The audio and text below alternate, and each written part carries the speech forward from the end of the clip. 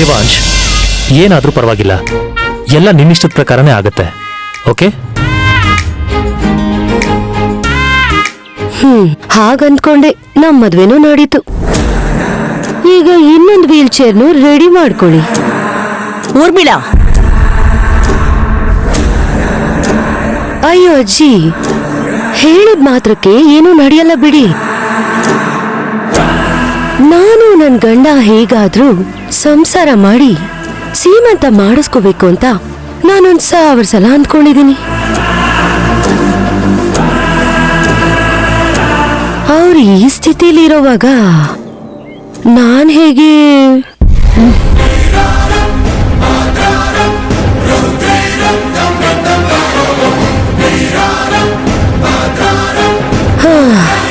ಇದನ್ನ ಬಿಡ್ಸ್ ಹೇಳೋ ಅವಶ್ಯಕತೆ ಇಲ್ಲ ಅನ್ಸುತ್ತೆ.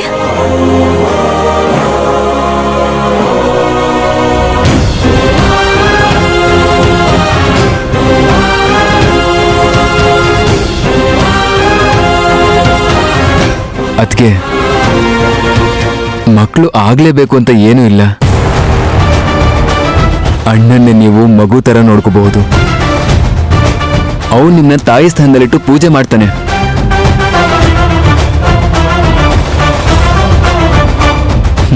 ಸೀಮಂತನ ಒಂದಿನ ಮಾಡ್ತಾರೆ ಅಷ್ಟೇ.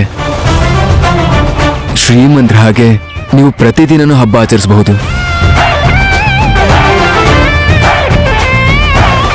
ಅದನ್ನ ಪಾಸಿಟಿವ್ ಆಗಿ ನೀವು ತಗೋಬೇಕಷ್ಟೇ. ದೇವಾಂಶ್, ನನಗ್ ಗೊತ್ತಿಲ್ದಿರೋ ಆಯಿಂಟ್ಮೆಂಟ್ ಕೆಲ್ಸಕ್ ಬರಲ್ಲ, ಗೊತ್ತಿರೋ ಸೆಂಟಿಮೆಂಟ್ ಉಪಯೋಗಕ್ಕೆ ಬರಲ್ಲ. ಚಿಕ್ಕ ಹುಡುಗ ಏನೆಲ್ಲ ಮಾಡ್ತಾನೋ ಅದೆಲ್ಲ ನಿಮ್ಮಣ್ಣನೂ ಮಾಡ್ತಾರೆ.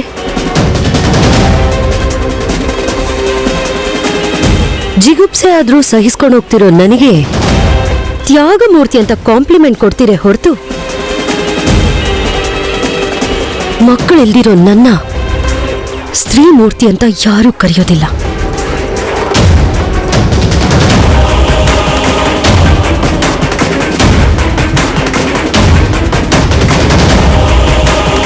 It's human psychology, you know? ಶಾಸ್ತ್ರಿಗಳೇ, ಸ್ವಾಮಿ. ಫೋಟೋಗಳು ತಗೊಂಡು ಹೋಗಿ, ಮತ್ತೆ ಕರಿತೀವಿ. ಸರಿ ಸ್ವಾಮಿ.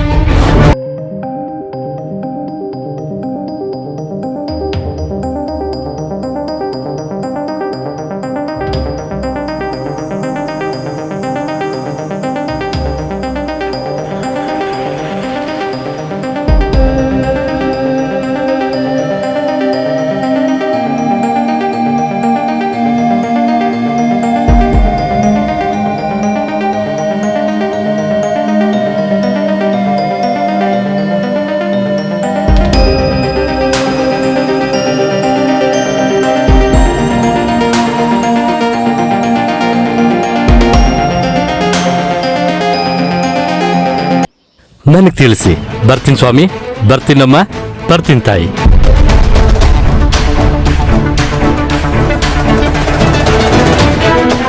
ನಾಲ್ಕು ಮನೆ ತಿರುಗುವಂತ ಶಾಸ್ತ್ರಿಗಳ ಮುಂದೆ ಹಾಗ ಮಾತಾಡೋದು?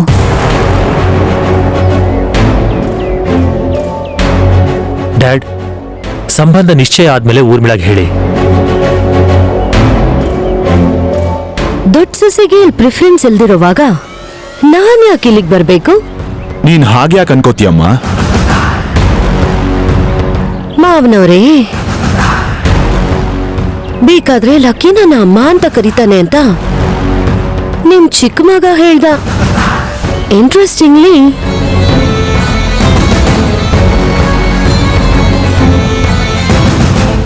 ನೀವು ನನ್ನ ಅಮ್ಮ ಅಂತ ಕರಿತಿದ್ದೀರಾ. ಸಂಸ್ಕಾರ ಚಿಕ್ಕವ್ರನ್ನು ಕೂಡ ದೊಡ್ಡವ್ರನ್ನಾಗಿ ಮಾಡ್ಬಿಡುತ್ತೆ. ಇನ್ನೂ ಮೆಚುರಿಟಿನೇ ಬರ್ದಿರೋಷ್ಟು ಚಿಕ್ಕವರು ಅಂತ ಚೆನ್ನಾಗಿ ಹೇಳಿದ್ರಿ ಅತ್ತಿಗೆ.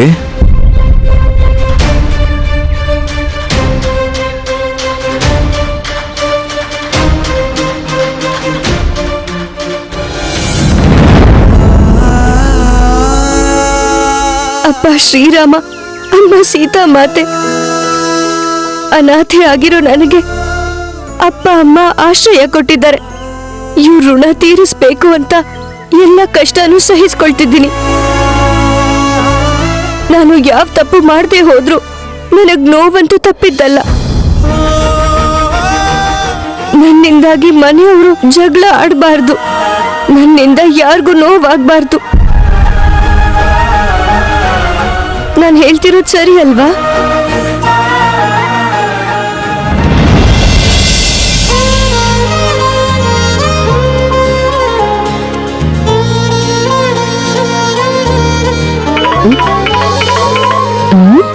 ಸಿಯಾ ಫೋನು.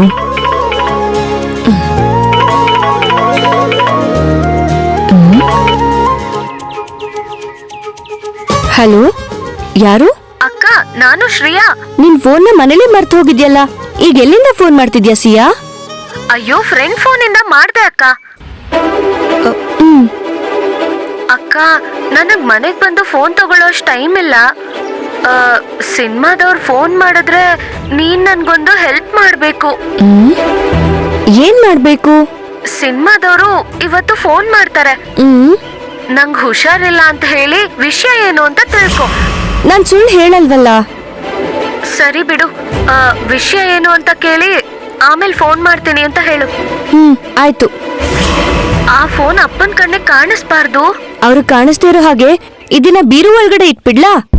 ಅಯ್ಯೋ ಅಕ್ಕ, ಹಾಗ್ ಮಾಡಿದ್ರೆ ಫೋನ್ ಬರೋದ್ ಹೇಗ್ ಗೊತ್ತಾಗತ್ತೆ? ಓ ಹೌದಲ್ವಾ? ಹುಷಾರಾಗಿ ಮಾತಾಡ್ತೀನಿ ಬಿಡು. ಅಕ್ಕ, ಏನು ಎಡವಟ್ ಆಗ್ಬಾರ್ದು, ಹುಷಾರು.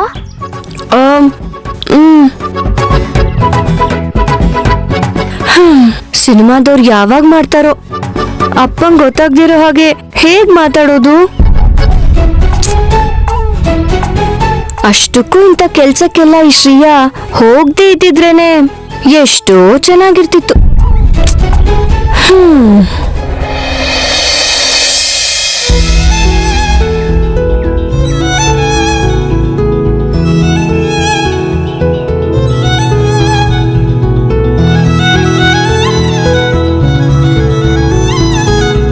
ಕಾಲೇಜಲ್ಲಿ ಮಾತಾಡೋದು ಕಷ್ಟ ಅಂತ ಇವಳು ಮನೇಲಿ ಫೋನ್ ಬಿಟ್ಟು ಹೋಗಿದ್ದಾಳೆ.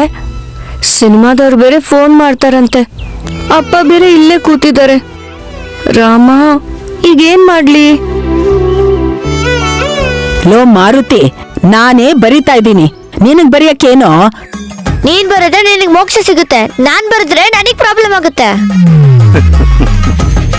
ಯಾಕೋ ಬರೀ ತಪ್ಪೇ ಇರುತ್ತಲ್ಲ ಅತ್ತೆ.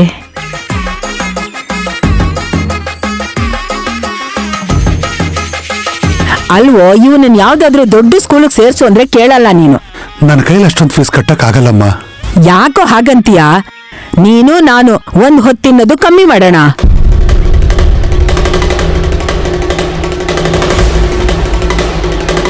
ಈ ಮನೇಲಿ ಇನ್ಯಾರು ತ್ಯಾಗ ಮಾಡ್ತಾರೆ ಹೇಳು?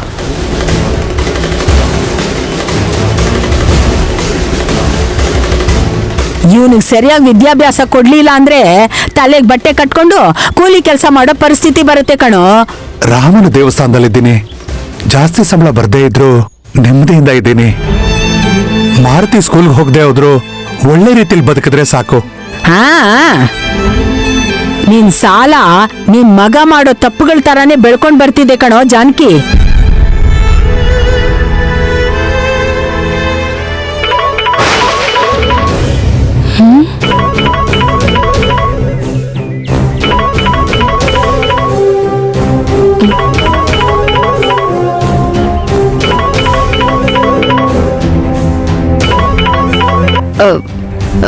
ಯಾರು ಮಾತಾಡ್ತಿರೋದು? ಹಲೋ ಶ್ರೇಯಾ, ಎಲ್ಲಿದ್ಯೆ?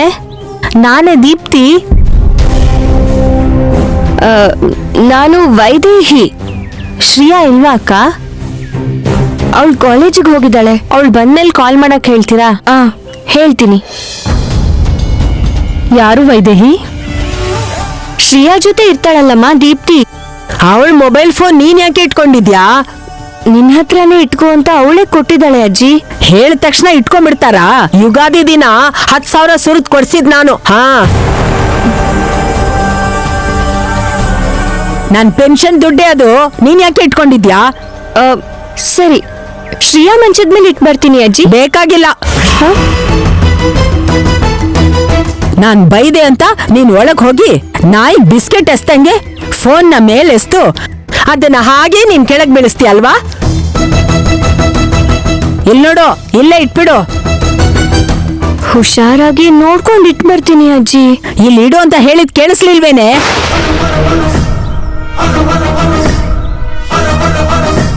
ಅಕ್ಕ ನೀನ್ ಸುಮ್ನೆ ಯಾಕೆ ಅಜ್ಜಿ ಹತ್ರ ಬಯಸ್ಕೋತೀಯ? ಫೋನಲ್ಲಿ ಇಟ್ಬಿಡು. ಅಯ್ಯೋ ರಾಮ, ಸಿನಿಮಾದವ್ರೇನಾದ್ರೂ ಫೋನ್ ಮಾಡಿ ಅಪ್ಪ ಏನಾದ್ರೂ ಅವ್ರ ಜೊತೆ ಮಾತಾಡಿದ್ರೆ ಶ್ರೇಯಾ ನನಗ್ ಬೈತಾಳೆ.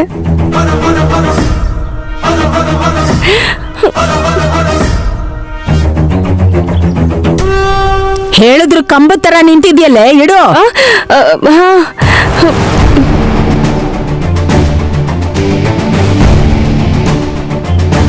ಅಮ್ಮ ವೈದೇಹಿ, ಬಟ್ಟೆ ತಗೊಂಡ್ ಹೋಗಿ ಒಳಗಿಡಮ್ಮ.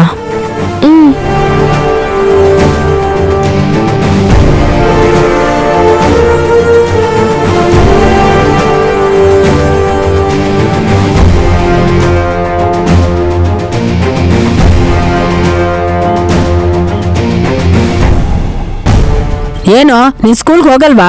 ಇವತ್ತು ಅಂಬೇಡ್ಕರ್ ಜಯಂತಿ ಅಂತ ನಮ್ ಸ್ಕೂಲ್ ರಜಾ ಕೊಟ್ಟಿದಾರ ಅಜ್ಜಿ.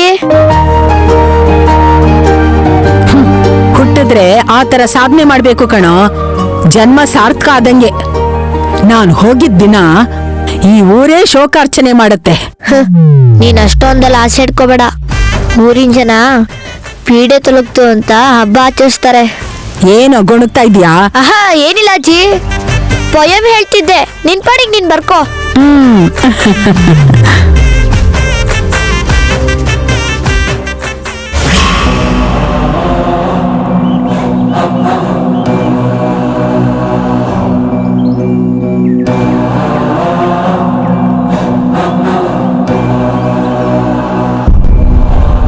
ರಾಮಭದ್ರಾಯ ರಾಮಚಂದ್ರಾಯ ರಾಘವೇಂದ್ರಾಯ ಜನಾರ್ದನಾಯ ಜನಕಿ ವಲ್ಲಭಾಯ ದಯೆ ತೋರಿ ಕಾಪಾಡು ಸ್ವಾಮಿ.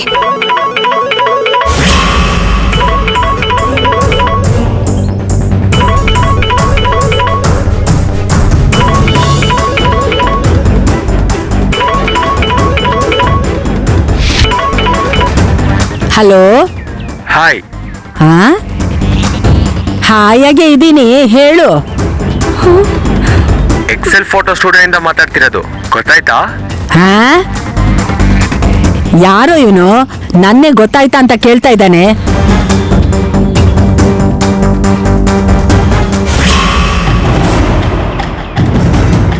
ಮುಖ ನೋಡಿದ್ರೆ ಗೊತ್ತಾಗತ್ತೆ. ಅದೇನೋ ಎಕ್ಸೆಲ್ ಅಂತಿದ್ದಾನೆ, ನಂಗೊಂದು ಅರ್ಥ ಆಗ್ತಾ ಇಲ್ಲ. ಏನು ಅಂತ ಕೇಳು. ಅಮ್ಮ ಸೀತಾ, ಅಪ್ಪ ಶ್ರೀರಾಮಚಂದ್ರ, ಅಯ್ಯೋ ದೇವ್ರೆ, ಫೋನ್ನ ಅಪ್ಪ ತಗೊಂಡ್ಬಿಟ್ಟಿದ್ದಾರೆ. ಈಗ ನೀವೇ ಕಾಪಾಡಿ. ಹಾ, ನನ್ಗೂ ಕೇಳಂಗ್ ಮಾತಾಡೋ.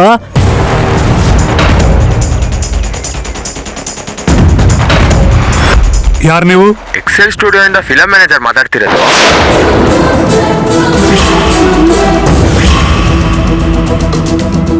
ಫಿಲಂ ಮ್ಯಾನೇಜರ? ಹೌದು ಸರ್. ಶ್ರೀಯಾಗ್ ಫೋನ್ ಕೊಡ್ತೀರಾ? ಅವಳು ಮನೇಲಿಲ್ಲ. ಇವತ್ತು ಫೋನ್ ಮಾಡ್ತೀವಿ ಅಂತ ಹೇಳಿದ್ವಲ್ಲ, ಇಂಟ್ರೆಸ್ಟ್ ಇಲ್ಲ ಅಂದ್ರೆ ಹೇಳಕ್ ಹೇಳಿ. ಯಾವುದ್ರ ಬಗ್ಗೆ? ನನಗೇನು ಅರ್ಥ ಆಗ್ತಿಲ್ಲ, ಸ್ವಲ್ಪ ಸರಿಯಾಗಿ ಹೇಳ್ತೀರಾ? ಹೀರೋಯಿನ್ ಆಗ್ಬೇಕು ಅಂತ ಶ್ರೀಯಾ ಅವರು ಮೊನ್ನೆ ತಾನೇ ನಮ್ ಸ್ಟುಡಿಯೋಲಿ ಆಡಿಷನ್ ಕೊಟ್ರಲ್ಲ.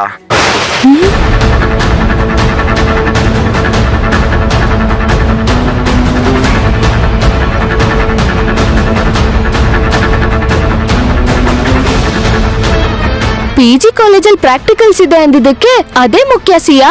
ದೇವಸ್ಥಾನದಲ್ಲಿ ಪ್ರೋಗ್ರಾಮ್ಸ್ ಇದ್ದೇ ಇರುತ್ತೆ ಅಂತ ಅಕ್ಕನೇ ನನಗ್ ಹೇಳಿದ್ದು. ಆ ಫೋಟೋಸು ನಮ್ ಡೈರೆಕ್ಟರ್ಗೆ ಮತ್ತೆ ಪ್ರೊಡ್ಯೂಸರ್ಗೆ ಇಷ್ಟ ಆಗಿದೆ ಸರ್. ಬಿಕ್ನಿಲಿ ಫೋಟೋ ಶೂಟ್ ಮಾಡಿದ್ರೆ ಅವ್ರ ಕನ್ಸ್ ನನ್ಸಾದಂಗೆ. ಅವ್ರು ಬಂದ ತಕ್ಷಣ ಹೇಳ್ಬಿಡಿ ಸರ್.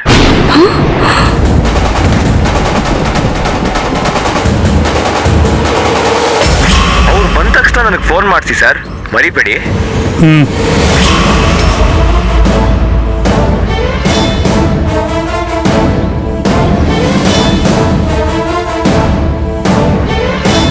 ಹೇ ಮಾರುತಿ, ಬಿಕ್ನಿ ಡ್ರೆಸ್ ಅಂತಿದ್ದಾನಲ್ಲ, ಅದ್ಯಾವ ತರ ಬಟ್ಟೆನೋ?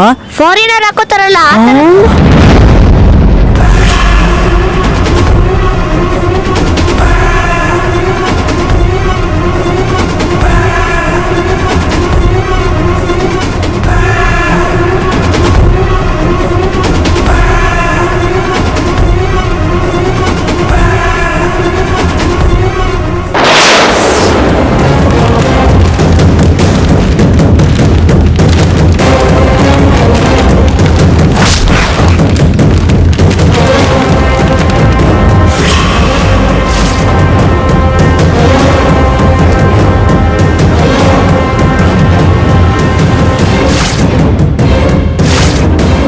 ಅಯ್ಯೋ ನನ್ ಕರ್ಮ ವೈದೇಹಿ ದರಿದ್ರದವಳೆ, ನೀನ್ ಸೆಲ್ ಫೋನ್ ಮುಟ್ಟದಾಗ್ಲೇ ಅನ್ಕೊಂಡೆ ಕಣೆ ಇವತ್ತೇನೋ ಕೆಟ್ಟದಾಗೋದ್ರಲ್ಲಿದೆ ಅಂತ. ಮಾರುತಿಗೆ ಅಂಬೇಡ್ಕರ್ ಜಯಂತಿ ಅಂತ ರಜಾ ಕೊಟ್ಟಿದ್ದಾರೆ. ಶ್ರೇಯಾ ಕಾಲೇಜ್ ಇರೋದಕ್ಕೆ ಹೇಗೆ ಸಾಧ್ಯ?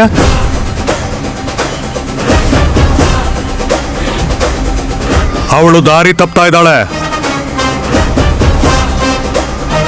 ನೋಡ್ತಾ ಇದೆಯಲ್ಲೇ ನನ್ ಮೊಮ್ಮಗಳು ಎಲ್ಲಿದ್ದಾಳೋ ಹೋಗ್ ಕರ್ಕೊಂಡ್ ಬಾ ಹೋಗೆ. ಆಯ್ತು ಅಜ್ಜಿ. ಹಾ ಅಮ್ಮ,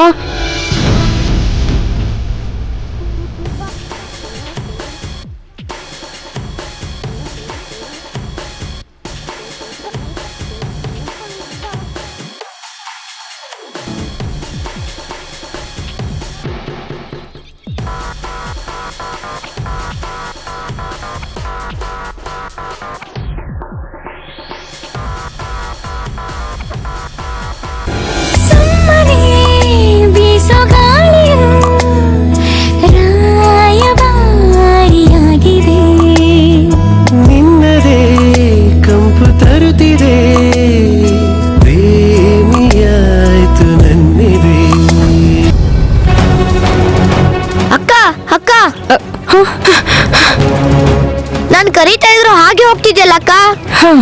ನಿನ್ ತರ ದಾರಿಲ್ ಕಾಣಿಸಿದ್ದನ್ನೆಲ್ಲ ತಗೊಂಡು ತಿಂದ್ಕೊಂಡ್ ಹೋದ್ರೆ ಹೊಟ್ಟೆ ಭಾರ ಆಗಿ ಸುಸ್ತಾಗತ್ತೆ ಹೊರತು ಶ್ರೀಯನ ಹುಡ್ಕಕ್ ಆಗಲ್ಲ. ಆ ಶ್ರೀಯಕ್ಕ ಎಲ್ಲಿದ್ದಾಳೋ ಏನೋ, ಒಳ್ಳೆ ಕಷ್ಟ ಆಯ್ತು ನಮ್ಗೆ. ತಗೋ ಬಾಳೆಹಣ್ಣು ತಿನ್ನು.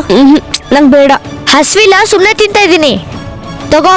ಬೇಡ ಶ್ರೀರಾಮಚಂದ್ರ, ಶ್ರೀಯಾ ಮೇಲೆ ಅಪ್ಪ ಕೋಪಿಸ್ಕೊಳ್ತಿರೋ ಹಾಗೆ ನೋಡ್ಕೋ. ಮೆರವಣಿಗೆ ಕನಸುಗಳೇ ಪರಿವಾರ ಮರೆತರೆ ನೀ ಅರೆಗಳಿಗೆ ನೆನಪುಗಳೇ ಪರಿಹಾರ. ಅಗರ್ಬತ್ತಿ ಅರ್ಜೆಂಟಲ್ಲಿ ಈ ಕಡೆನೆ ಬರ್ತಿದ್ದಾಳಲ್ಲ, ಹತ್ರ ಹೋಗಿ ನೋಡ್ಬೇಕು. ಇಲ್ಲ ಅಂದ್ರೆ ಅಂದವಾದ ಮುಖನ ನನ್ ಕಣ್ಣಾರೆ ನೋಡಿ ಕ್ಯಾಮ್ರಾದಲ್ಲಿ ಕ್ಯಾಪ್ಚರ್ ಮಾಡಕ್ಕಾಗಲ್ಲ. ಇವತ್ತು ಮಜ್ಜಿಗೆ ಆಗ್ಲಿ ಬಣ್ಣ ಆಗ್ಲಿ ಏನು ಬೀಳಕ್ ಬಿಡಬಾರ್ದು. ಬಿಡಲ್ಲ, ಫೋಟೋನ ಇವತ್ತು ನೀಟಾಗಿ ತೆಗಿಲೇಬೇಕು.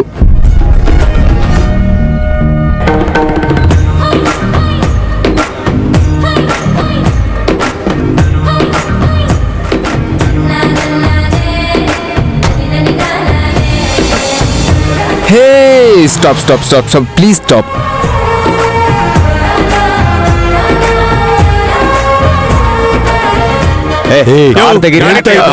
ಒಂದ್ ನಿಮಿಷ ಹೇಳೋದು ಅರ್ಥ ಆಗಲ್ವಾ? ಗಾಡಿ ತೆಗೆಯ. ಪ್ಲೀಸ್ ಪ್ಲೀಸ್ ಪ್ಲೀಸ್ ಸರ್, ಯಾರು ಹೋಗ್ಬಿಡಿ ಪ್ಲೀಸ್. ನಮಗ್ ಗಾಡಿ ತೆಗೆಯ ನೀನು. ಹೇಳೋದು ಅರ್ಥ ಆಗಲ್ವಾ? ಮೊದ್ಲು ಗಾಡಿ ತೆಗೆ. ಹೇಳ್ತಿರೋದು ಅರ್ಥ ಆಗ್ತಿಲ್ವೇನ್ರಿ? ಕಾರ್ ತೆಗೀರಿ. ಏನು ಆಗ್ಬಾರ್ದು ಅಂತಾನೆ ತಡೆದಿರೋದು. ಪ್ಲೀಸ್ ನನ್ಗೋಸ್ಕರ ಒಂದ್ ನಿಮಿಷ ವೇಟ್ ಮಾಡಿ. ಹೇಳ್ತಾ ಇದ್ರು ಹಾಗೆ ನಿಂತಿದ್ದೀಯ. ಹೊರಟೋಗ್ತಾರೆ.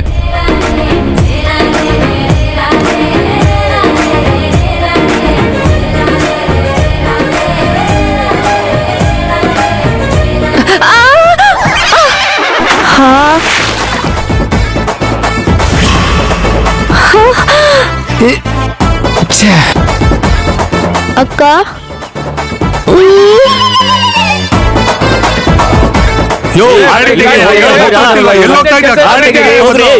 ಅಕ್ಕ ಹೇಳಕ್ಕ, ಅಕ್ಕ ಹೇಳು.